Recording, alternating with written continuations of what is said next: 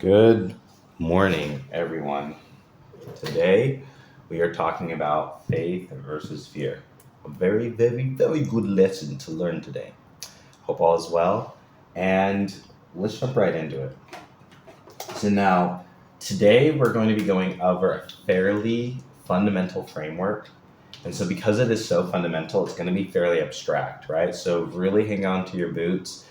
I'm going to try and take this step by step. I don't necessarily know who's watching this or where your understanding of these things are. If you need a more complete overview of the Universal Codex and the 7 degrees of consciousness, go look at my video on that subject. It should be like on the very home of my channel. Like if you go on my channel page, it should be the first video that pops up. I'll also see if I can put a link or something here in the description. But basically, what we're talking about here is a second degree framework. So second degree is basically where we start moving down from the abstraction of all knowing love. So love is basically first degree, right? So everything is love. Everything connected in the universe is love. Everything physical, mental, emotional, spiritual, any word you use, it's all just down to love. Now, how do we build this sense of love in the abstraction of life? Like when you see a tornado rip through a house or, a lion eat an antelope, how is that an expression of love, right? When we see people dying of disease, how is that an expression of love? And so it's true, we understand in the first degree, but when you are abstracted so far away and you don't necessarily step within universal consciousness, that can be very difficult to understand. And that makes sense, right? We're abstracted, we're away from it, so it's difficult to see. And so as we get closer to the truth of these things, we need to have fundamental experiences with our own divinity to really understand this. So in order to get fear versus faith, I'm going to try and intellectualize it as best I can to make it as concrete as possible. Fundamentally, though, for this to really make sense, we have to ground it in your own life experience, right? Because at the end of the day, faith versus fear are deeply, by their nature, because of the abstraction away from first degree and how we live our lives, these are deeply subjective. Just in a practical sense. In a universal energetic sense, it's objective as anything else. But unless you see and understand the world that way, which most people don't, it is going to be a deeply subjective experience, what we're talking about when we talk about faith versus fear. But if you can understand and you've read a lot of materials like this and you understand sort of metaphysics, it'll make sense. But if you don't, I don't know if this is the best video. I would say go look at the 7 degrees of consciousness and some other videos and come back around to this one, because this one's going to get pretty heavy. Anyway, so let's just jump right into it. So what are we talking about when we talk about faith versus fear? Because faith versus fear is this fundamental division. It's the first fundamental division of operation. So first we have all-knowing love, which is just entirely oneness. So this giant circle represents the universe, right? It's just giant oneness. Everything is together the same. I'm going to make sure that we're actually filming. Sweet. Sorry, I get paranoid sometimes. It turns off all the time, and then I'm like, oh my God, is it still filming? Okay, so this is the universe. Perfect oneness, right? Everything is whole. Or actually, let's I really think I want to make this clear, right? Because even drawing that circle actually creates a division that I want to make this sense. So let's just say I'm going to label this whiteboard. This is love. This is first degree. This is first degree universal consciousness understanding. Everything is the whiteboard, even the little smiley faces, those bad guys. Everything is love. Everything is love, right? Now I'm going to draw a giant line down the middle. Now on this side of the line is going to be faith. Actually, no, that's actually not what this is. On this side of the line is going to be what we call matter. Because remember, this is all energy. But this is energy, this is matter, this is energy that was formed within what we would characterize as chaos, right? And then this is going to be called intelligence. And this is energy that was formed within order. Inherently, matter vibrates at a lower frequency than intelligence, right? Inherently, they vibrate. But they're supposed to come together and work together. So when these things are together, they create things. Things are created, right? So everything that exists, all of creation exists on this line. So I want you to think about this in terms of what we can perceive. The entire universe, from someone who's alive at second degree, so this is second degree now, is perceived from the perspective of this line. This line is all that exists from the perspective of someone who exists on the line. But the reality is that there's this giant, massive side of order and this giant, massive side of chaos. That's super important to understand. Now, because you are on this tightrope, and this tightrope of life just goes from end to end at second degree, in order to know and understand that there are these two forces and everything that exists within the line is created as a result of that, what happens is we draw in these forces to create life, that create the line. The line exists because these two sides exist, right? I know that might be a little abstract, but recognize that the line is what creates the division, which creates the two sides, right?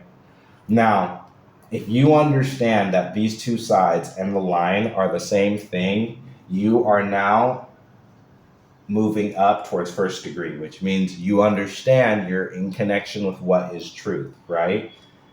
But in order to do that, you have to understand matter, you have to understand intelligence, and you have to understand the line, while at the same time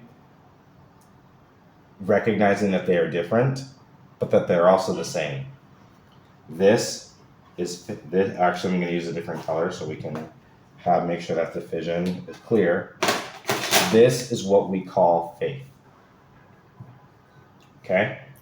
The idea that all of these things are together, or that these are all one thing, is faith. So order, chaos, and the line are all working together. They're all part of the same thing. That is faith. Energetically, that is what faith is. Now, when you see order and you see chaos and you're living the line, and for you those are separate, or you see the idea of creation at this point, because when you're on the line, you're experiencing these two different forces, but they might seem chaotic. This would be like a lion eating an antelope, right? It would be like, how's that an act of love? How's that an act of love? Well, when the antelope runs for its life, it's running for its life because it loves itself, right? This is because it's trying to survive. But then when the lion eats the antelope, the lion is also trying to survive because it needs to eat. And so now there's this quote unquote battle happening, right? And that's because the universe is abstracting and trying to demonstrate itself by creating a story. And so, but when you are not able to see that, and you just see the lion, or you just see the antelope, or you just see the violence of nature, but you don't understand the circle of life, it moves us all. When you don't understand that or see that, we now have fear. Fear is a limited perspective. So fear is the belief in limitation. And this is the fundamental thing. Because faith, the energy that makes any of this move, when human beings exist, we have this energy that is fundamentally called agency. We'll just call it agency. And at our very essence, your agency is who you are. At the very end of it all. When you have matter and you have order and you have intelligence, The only thing that organizes all of that into creation is agency. Agency is the fundamental creative principle of the entire universe, right? Everything happens because of agency. So you might say, okay, so agency is something we own. No, agency is actually the purest sense of our embodiment. In as much as you embody your agency, you are yourself. In as much as you do not embody your agency, you are not yourself. Now, the thing about being an agent and having an agent is that an agent recognizes they can exist anywhere they want on this line. And even though they are only limited to the line, they can pull whatever energy they want from whichever side, from the matter or the intelligence. And then as a result of that, they bring that into this point of focus. This line, you can abstract it and call it time if you want. You can call this your lifetime, your life cycle rather. But this is, remember, this is just second degree consciousness. This is very, very high up level thinking, right? But it's deeply simple in that you can place your attention and your focus and your agency at any singular point on this line. And then what will happen is that naturally the energy from each side will start moving towards that point. That is what creates life. Now, the issue is when you have a belief in limitation or you have a belief in oneness, it's all the same. Universe doesn't care. So if you believe in limitation because you see order, matter, and if you see order, matter, and chaos and intelligence as being separate from your agency, this will then create a scenario where that becomes true. Not because it is true, but because the agent made it so. Because the agent is the operating principle. This is the operating principle. You can call it where all the energy comes from. So the agent is what creates the energy. And you as a human being are your agency. If you're saying, I'm not aware of my agency, I didn't even recognize this, if this is blowing your mind, that would speak volumes to the nature of life you're probably living, right? Because this is second degree consciousness. This is high. This is literally what, before you get into love, this is the highest level of law a person can live. This is very, very deeply, but it's basically like you embody pure agency. And so it's really that simple. Like, there's actually not too much more to say than that, but because agency is the operating principle, there's matter and there's intelligence. That's what drives everything in. Now, fear is when we don't see that limitation. So now let's abstract it down a little more, let's abstract it, meaning let's explain it down a little bit more and go into third degree, because third degree is where we start operating as human beings, and we don't operate as agency. We don't operate as an embodiment of agency. We operate as human beings. So now let's get into third degree. Now, third degree, there's still matter and chaos and intelligence and order, but rather than being embodied by those two fundamental forces and then all these little things and factors that show up in that, we're now going to have three fundamental divisions. So now the agency is the operating principle, but that's going to be abstracted and be combined with matter and intelligence at three fundamental levels, right? So those of you who know, right? The three fundamental levels now are going to be 1 and 2, and then 3, obviously, right? So once you get to third degree, now we're in a model where the fundamental order of the universe is created through spirit,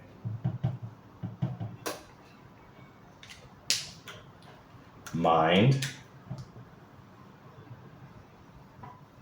and then last but certainly not least is the body. When you take and combine all of these three together, you create, oh no, I dropped my markers. That's why we have a little tray here. when you have all three of these together, you create what is called being. Being is still the operating principle at third degree.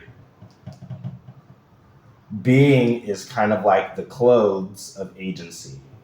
So when agency has clothes, it becomes being. And it's made into these three fundamental divisions. Now, what is faith versus fear here? Again, it's going back to your energy and belief. Now, if you're like, well, I don't even know these things exist. I don't think I want evidence. I want proof of these things. That is living within a mental principle, right? Or looking within that, the body. Now, when I say the body is just your physical representation of your being, right? So again, you can make this division again, and you can call this physical reality, the mental reality, and we can call this the emotional reality. And these are defined by fundamental core aspects. So mental is characterized by thoughts. The physical is characterized by actions and reactions.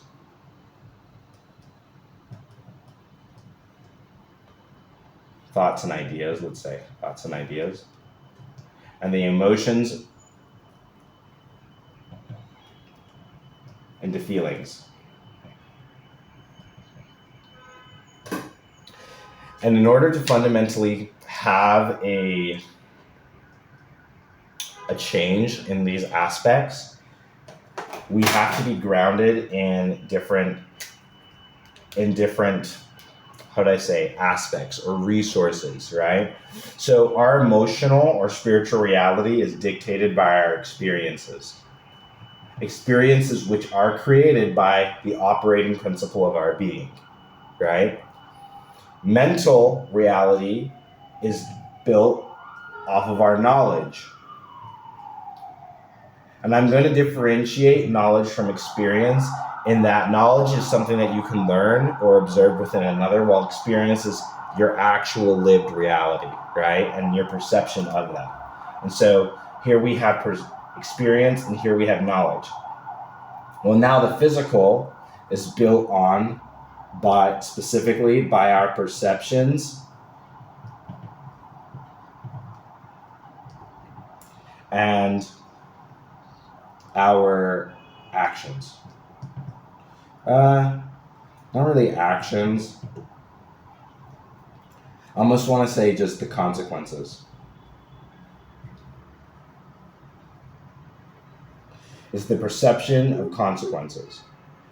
Perception is the key operating principle here, because in physical reality, we can have such different perceptions of things, which is why it's the least reliable aspect of reality.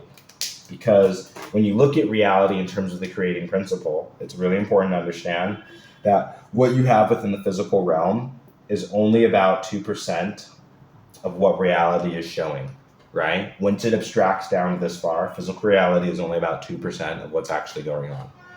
And you might say, like, what do you mean physical reality is only 2%? So for instance, if you walk in a room and you say hi to someone and they're working and they're doing their thing, is the reality only consisting of the actions going on, or does everybody have their own mental and emotional experience within that? Are they having their emotions, their feelings? Can you see everyone's thoughts? And then I'd have a question is, what's real based solely upon what people do, or is what's real based upon what people think and feel and how they perceive the experience? Which would you say is more real to you, right? As you go, say, on a date, or when you go watch a movie, or when you go play a game, what is more real, the physical sensation, or is it the mental and emotional reality you're having? Which would you say dictates a majority of life? I would really ask you that. Because based upon this model, 2% happens within the body, about 18% happens in the mind, and a whopping 80% happens within the spirit. And as I've lived my life, I have seen this to be consistently the most accurate way to navigate reality, and I've seen it play out as consistently true.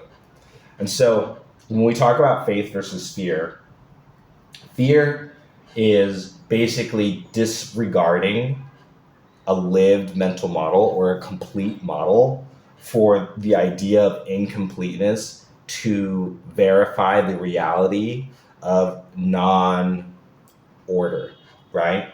So because remember, the idea of faith is that chaos and order fundamentally work together, so that there is order, but that it can't necessarily be controlled, because we experience chaos in our perception of consequences. This is why when you look at reality as just here, it's so confusing, right? So this is a 7th degree framework now when we are looking exclusively at physical reactions as reality.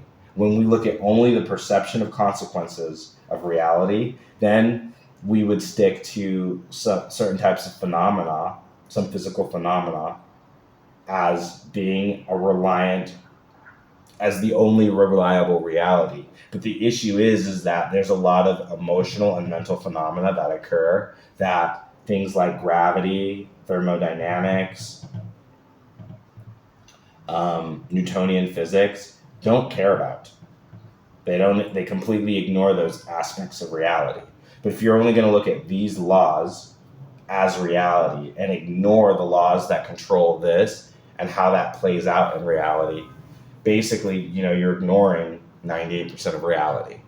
And that happens with a lot of people, which is why we oftentimes get things like depression, a sense of disconnection, not knowing who we are, because so many people base their experience based off of what they have and experience within their body and what's seen in the physical world. But they're still subject to knowledge and experience of the mind and of the spirit. And the people who freely acknowledge these aspects of life and work within that, typically you see a huge power structure develop around that. And this is why we have kingdoms, and this is why we have nations, and we have nationalities, and all these splits that happen, because there are people who live only within their perception of consequences within reality.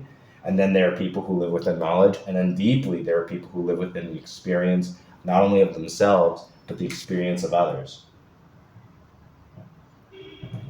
And then they can truly experience the spirit, and they can experience the emotional and the emotions of life, because this is like deeply meditative stuff here. But remember, in order to hit like nirvana, like all this stuff, you have to be able to live and exist within all of these realms. It's not just only being within the spirit or only being within the mind or only within the body. We always talk about what are the consequences of living just in the body. It's being able to acknowledge and live freely and in a balanced way in accordance to their importance on life in all of these realities. And so when we do this and we live within this aspect, when we have these connected, this is characterized as faith. Faith is understanding the spiritual aspects, things that are, spirit just means, by the way, things that are unseen. So even thoughts would be considered spiritual, right? So all thoughts are spiritual, but not all spiritual things are thoughts, right? But they develop into thoughts and ideas later. But yeah, before we go down that rabbit hole, the idea is fear is essentially eradicating or stepping away from one aspect of these being. So, for instance, if you have fear, oftentimes we have fear because we don't acknowledge the unseen aspects of, for instance, a creature. Like we look at a rabbit, or let's look at a lion. You might have a fear of the lion because you're like, man, what if the lion will eat me? Because you don't have an understanding of the experience of a lion, the emotions and the feelings that it can have. There's this lap of knowledge. There's a gap in the knowledge you have of a lion because you don't have that knowledge. And so because you don't have that knowledge, there's that gap. Now, if you understand the lion's nature, you don't necessarily have fear for it, but now you have respect for it because you recognize, okay, if it's hungry, if I piss it off, it'll probably eat me. But that's based in your law of thinking. That's based in understanding of knowledge. So your behaviors, your perception of the consequences, whether the lion's going to eat you if you piss it off, it's completely different. The actions that the lion will take if you're stupid are the same, but your perception and then how you navigate yourself through that circumstance is different, because one is based in faith, the other is based in fear. Now, faith is definitely a lot easier to build when you have knowledge and you have experiences that backs that faith up. When all you have is your perception of reality, your perception of the consequences of reality, it's very, very difficult to build faith. Which is why naturally when we build faith, faith will lead to knowledge. And then as we build knowledge, it will build the experiences. And then as we get those experiences will then shape our perception. And then from that perception of shape, we will then gain more knowledge, which will then shape our experiences. And it works in this loop. And that loop moves over here. Things that happen in the body naturally occur and build in the mind, which naturally build and affect the spirit. And if we understand our spirit, then that then affects the body, which then affects the mind, which then affects the spirit, and it creates the loop. Best way to see it as well, your actions are controlled by your reactions, which then are, well, actually, this flows this way, right? So your emotions and your feelings dictate your thoughts and your ideas. Your thoughts and ideas of reality deal with your actions and reactions of reality, which then dictate your experiences, which then change the emotions and the way you feel about it, which then change the way you feel, thought, and you think, and the ideas, so on and so forth. It's just this giant cycle, any way you want it. Everything is just a giant cycle. And the only difference is between faith and fear is whether or not you are connecting all three of these things. If you are having a lot of fear, it is because there's one aspect of your being you are simply neglecting. You are either neglecting physical reality, you are neglecting your mental reality, or you are neglecting your emotional reality. You're probably doing one, two, it's impossible to do all three, right? So you're ignoring, if you have a lot of fear comes from ignoring all three aspects. When you incorporate and you understand all three aspects, you will naturally build faith. And then as you have faith will then correspond to the connection. And then what will happen is that this belief, right? Faith is simply, as we said, a belief that everything is working together, and that is one, which means there is no such thing as evil and bad. There's evil, but evil isn't necessarily bad. Those are still subjective terms. But the idea is that with faith, there's nothing bad. Everything is just good. Everything comes from the same source and is working for you, right? And is a part of you. So, because the agency is the operating principle. And just like here, being is the operating principle. So if there's evil in the world, it's only because we have evil within us. This is what the Bible is trying to say, like there's no good man among us. Not because he was saying that man isn't capable of good, but he was saying that all the evils that come into the world come through the being of man. And we don't need to dive into theology there, but what's been basically said and proven throughout all time is that if human beings wanted to, most of the problems we have, whether it's poverty, whether it's disease, we've conquered a lot of the issues we found within the natural world. But the issues of man's being, humanity's being, things like poverty, things like abuse, things like war, that is based strictly within how we operate as the operating principle as human beings. Those are not tornadoes, those are not diseases, that's not cancer. We've conquered we've conquered physical reality for the most part, but we have not come close to conquering our mind, and not even to talk about our spirit. Our spirit, we've neglected so hard.